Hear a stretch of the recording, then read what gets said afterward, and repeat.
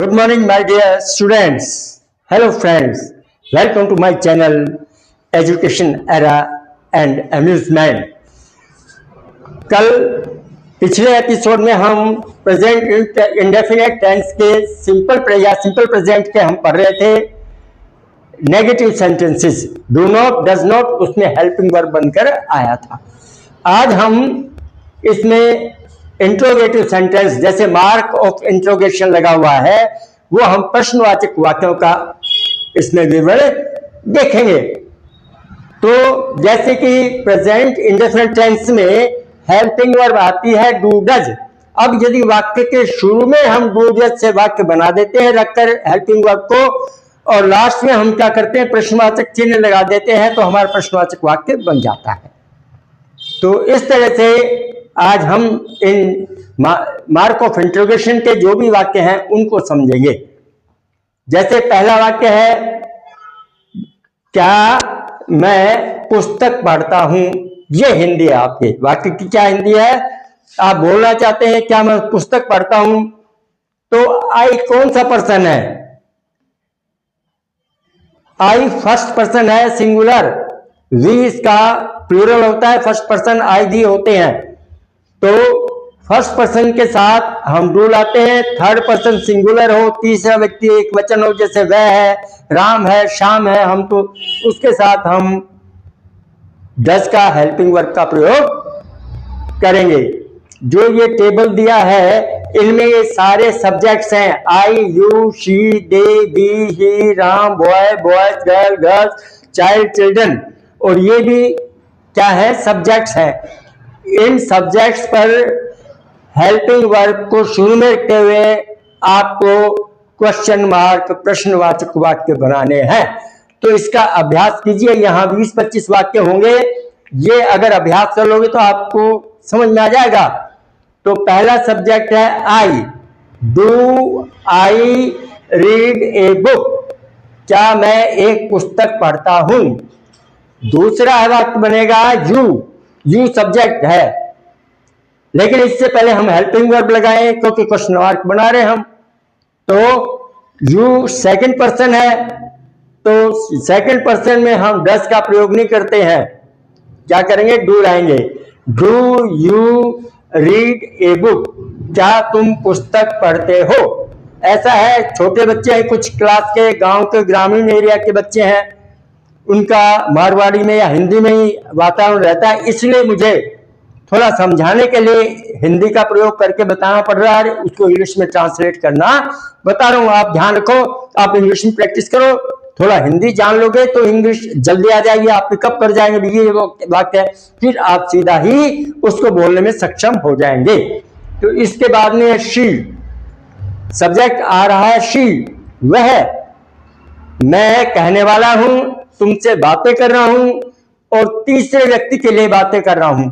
जैसे मैं कहता हूं कि वह पढ़ती है, तो मैं मेरे लिए नहीं कर रहा, फर्स्ट कहने वाला खुद के लिए नहीं कर रहा, कौन पढ़ने के लिए, सामने वाले के लिए तुम पढ़ते हो ये भी नहीं कर रहा, तो सेकंड पर्सन भी नहीं है। हाँ, थर्ड पर्सन है, वह पढ़ती है। क्लियर हो गया साहब? अब यहां देखिए आप, थर्ड पर्सन एक वचन है, बहुवचन, तीसरा व्यक्ति सिंगुलर है, प्लूरल है। यदि वह सिंगुलर है, जैसे शी, वह, ही, इट, राम, लड़का, ये थर्ड पर्सन सिंगुलर है, तो आप इसमें डज लाएंगे हेल्पिंग वर्ब वाक्य के शुरू में, डू नहीं लाएंगे। तो यहां हो जाएगा तीसरा वाक्य, does she read a book? क्या वह एक किताब पढ़ती है या क्या वह किताब पढ़ती है? इसके बाद में आता है फोर्थ पर सब्जेक्ट दिया है दे। दे, वे का मतलब होता है वे, कौन सा पर्सन? मैं मेरे लिए नहीं कर रहा हूं, तुम्हारे लिए नहीं कर रहा हूं, मेरे सामने जिससे बात कर रहा हूं, किससे तो बात कर रहा हूं मैं जिससे बात कर रहा हूं, या आप बात कर रहे हो मुझसे कि वे पढ़ते हैं, तो आप फर्स्ट पर्सन हो गए, मैं सेकंड पर्सन हो गया, उसके बारे में बात करें आप, वे तो थर्ड पर्सन हो गया। तो यहां वे पुस्तक पढ़ते हैं, क्या वे पुस्तक पढ़ते हैं? प्रश्नवाचक है तो क्या लगेगा, तो हम व्हाट लगेगा नहीं, डू डज से हेल्पिंग वर्ब, वे क्या पढ़ते हैं, जब तो प्रश्नवाचक वाक्य व्हाट से आ जाएगा। ध्यान रखो, क्या वे पुस्तक पढ़ते हैं, ये है ये, वे क्या पढ़ते हैं, नहीं वे क्या पढ़ते हो तो व्हाट से बन जाता, व्हाट डू दे रीड, ये हो जाता। अब हम तातेती वाले वाक्य हैं तो दे से है, तो do they read a book, third person तो है लेकिन प्लूरल में चला गया, ये बहुवचन में, तो हम केवल थर्ड पर्सन सिंगुलर ही ध्यान रखेंगे प्रेजेंट इंडेफिनिट के वाक्यों में, बाकी ध्यान रखेंगे। वैसे ध्यान तो आपको सब सब्जेक्ट में होना चाहिए, लेकिन धीरे धीरे हो जाएगा, आप कमजोर है, नहीं ध्यान है तो आप ध्यान रखो। दे क्या है, प्लूरल है, मैंने बता दिया। उसके साथ हम do they read a book, क्या वे पुस्तक पढ़ते हैं, ये हो जाएगा। अब आया है वी कौन सा पर्सन है, आपको बताया आई और वी फर्स्ट पर्सन है, ये प्लूरल है उसका। क्या हम पुस्तक पढ़ते हैं, तो जब बहुवचन है फर्स्ट पर्सन तो उसके साथ मतलब ही नहीं होता एस एस का या डू का, तो डज का, तो क्या आएगा, do we read a book. इसके बाद में है ही माने वह है, थर्ड पर्सन, मैं कहता हूं वह पुस्तक पढ़ता है, क्या वह पुस्तक पढ़ता है, तो ये हो गया थर्ड पर्सन। और थर्ड पर्सन में कौन सा है, वचन कौन सा है, नंबर कौन सा है, सिंगुलर या प्लूरल, सिंगुलर है, तो फिर आपको साधारण वाक्य में he reads a book S लगाना पड़ेगा, नेगेटिव वाक्यों में डज नॉट करना पड़ेगा, और जैसा कि हमारा इंट्रोगेटिव वाक्य है तो इसमें हम डज को पहले ले आए क्योंकि थर्ड पर्सन सिंगुलर है। तो अभ्यास की चीज, अभ्यास कीजिए आप, दे रखे हैं आपको 25 वाक्य। Does he read a book, H छोटा कर दे, स्मॉल लेटर लिख दे, कैपिटल में नहीं आएगा। डज के बाद में आप स्मॉल लेटर का प्रयोग करिए, does he read a book, ये हो गया थर्ड पर्सन सिंगुलर के साथ।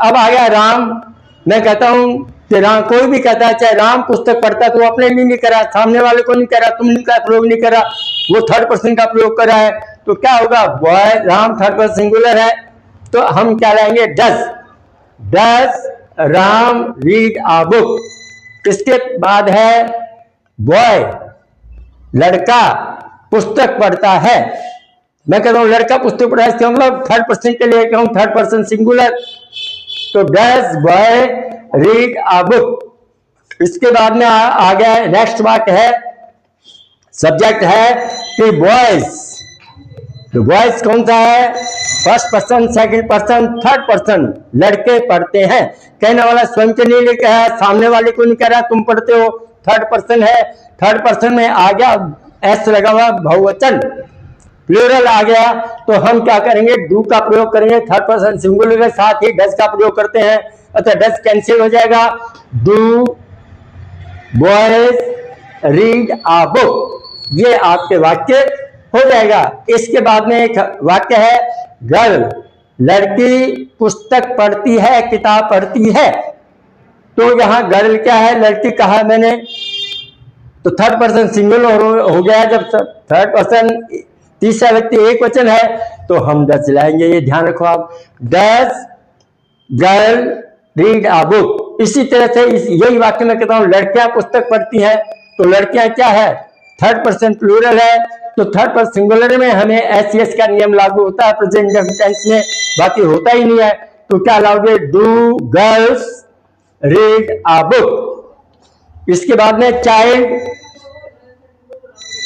चाइल्ड CHILD, चाइल्ड माने बच्चा, बच्चा पुस्तक पढ़ता है, तो ये कौन सा है, बच्चा है, बच्चे नहीं कह रहा मैं, बच्चा है तो थर्ड पर्सन हो गया, और वो क्या है, सिंगुलर हो गया चाइल्ड, तो does child read a book. अब है ये चिल्ड्रन, अब चिल्ड्रन में एक बार आप एक विशेष तौर से गलती कर देते, मैंने देखा है परीक्षा में कॉपियां चेक की, जब CHILDERN कर देते हैं आप चिल्ड्रन में, स्पेलिंग क्या कर देते हैं, CHILDERN ना, CHILDREN होता है चिल्ड्रन का, विशेष रूप से ध्यान रखो, छोटी क्लास के बच्चे CHILDERN कर देते हैं, ये विशेष तरह गलती करते हैं, तो इसका ध्यान रखो।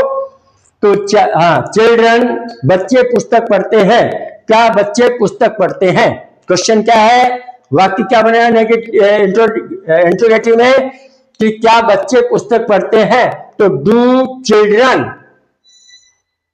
Do children read a book. ये वाक्य आपके हो जाएगा इस सब्जेक्ट के अनुसार। इसके बाद में आता है an a an man.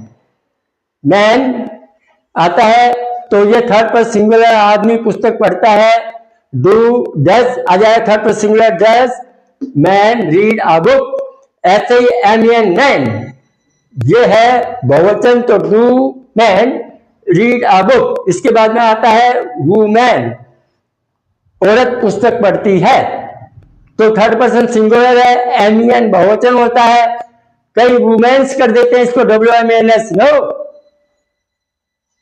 Man का एम होता है, जैसे वुमेन का WMEN, वीमेन बोलते हैं इसको। तो वुमेन वीमेन का ध्यान रखो, इसका उच्चारण वीमेन है, इसका वुमेन है, तो वुमेन आ गया, तो डज थर्ड पर सिंगुलर हो गया, does women read a book. Women आ गया, ये प्लूरल हो गया इसका, तो डू आएगा, do women read a book. इसके बाद में पियोन, चपरासी पुस्तक पढ़ता है, थर्ड पर्सन सिंगुलर है, तो हम कहां जाएंगे, डू के पास या डज के पास? We go to does. Does को लेंगे हम, डज द पियोन, जो भी है वाक्य, डज द पियोन किसी निश्चित अद्वारा कर दें, does the peon read a book. Peons है तो हम यहां चले जाएंगे, do peons read a book. अब टीचर आ गया, अध्यापक पुस्तक पढ़ता है, तो टीचर कौन सा है, थर्ड पर्सन सिंगुलर है, तो फिर हम लाएंगे does, does teacher read a book. इसी तरह से टीचर्स आ गया, थर्ड पर्सन तो है, तो लेकिन सिंगुलर का ध्यान रखो, उसमें एस लगता है, डज नॉट लगता है, और डज से वाक्य को शुरू करते हैं प्रश्नवाचक वाक्य में, तो डज। अब डू आ जाएगा, do teachers, do teachers read a book. अगर टीचर है तो does teacher read a book. इसके बाद में आता है लैड। लैड है लड़के को कहते हैं, बॉय को, और लास लड़की को कहते हैं। स्कॉटलैंड में है, ऐसी चर्चा है इनके बारे में। तो डज लैड एक वचन है, थर्ड पर सिंगुलर, तो does lad read a book. Lads आ गया, ये इसका प्लूरल हो गया ऐसे लगाने पर, तो do let's read a book. इसके बाद में आता है लास। लास में लड़की, तो डज थर्ड पर singular, lass read a book. इसके बाद में आता है डज, हो गया। अब आएगा लासिस। हमारा सब्जेक्ट क्या है, लासिस है, तो डू लासिस रीड अ बुक। इस तरह से हम इन वाक्यों को बनाएंगे। तो इस बात का ध्यान रखें, आप इंट्रोगेटिव बनाते समय डू डज वाक्य के शुरू में रखेंगे, उसके बाद में हेल्पिंग ये सब्जेक्ट लाएंगे, उसके बाद में मेन वर्ब लाएंगे, और ऑब्जेक्ट लाके वाक्य के अंत में प्रश्नवाचक चिन्ह लगा दिया जाएगा। इस तरह से आज के जो वीडियो है इसमें इतना ही है। आप अच्छी तरह से इन वाक्य को लिख लें, आई यू शी दे सारे वाक्यों को लिखें, और कॉपी पन्ना लेकर आप उसको ये वाक्य को लिखें, प्रैक्टिस करें। छोटे बच्चों से शुरू करवाएं, आप छोटे बच्चों से शुरू करें, ताकि अभी से उनको टाइम सा ज्ञान आ जाए। तो एक्टिव पैसिव सिखाऊंगा, दिक्कत होगी नहीं मुझे, डायरेक्ट नेट सिखाऊंगा, डायरेक्ट इनडायरेक्ट सिखाऊंगा तो दिक्कत होगी आगे। तो ये सारे आपकी मदद करेंगे, ये वाक्य टेंस आपकी पूरी मदद करेंगे। अब आप इस चैनल को सब्सक्राइब करें, लाइक करें और शेयर करें, और अपने मित्रों में, जो भी आपके मित्र हैं, आपके दोस्त हैं, उन सब में, फ्रेंड्स में इसको सर्कुलेट करें, भेजें, इसको ग्रुप में भेजें, ताकि मेरा वीडियो ज्यादा से ज्यादा चले। और मैं आपको ग्रामर के हर एक टॉपिक, ग्रामर का जो भी टॉपिक है आपके पास आएगा, आपका होगा कोर्स में, वो करवाऊंगा। और आपसे ये आपको कहता हूं कि यदि आपको कोई डाउट है किसी में भी, चाहे डायरेक्ट इनडायरेक्ट हो, बड़ी क्लास के बच्चे हो, चाहे कॉलेज के बच्चे हो, चाहे टेक क्वेश्चन उनमें आपको दिक्कत है, या आपको सिंथेसिस में दिक्कत है, या क्लॉजेज में दिक्कत है, आपको किसी भी टॉपिक में दिक्कत है, तो आप कमेंट में मुझसे पूछ सकते हैं। आपको मैं सेटिस्फेक्शन दूंगा, अवश्य आपको संतुष्टि मिलेगी। इस वीडियो को देखने बाद में आप जुड़े रहें और इसको देखते रहें, आपकी इंग्लिश में सुधार होगा अवश्य। Thank you.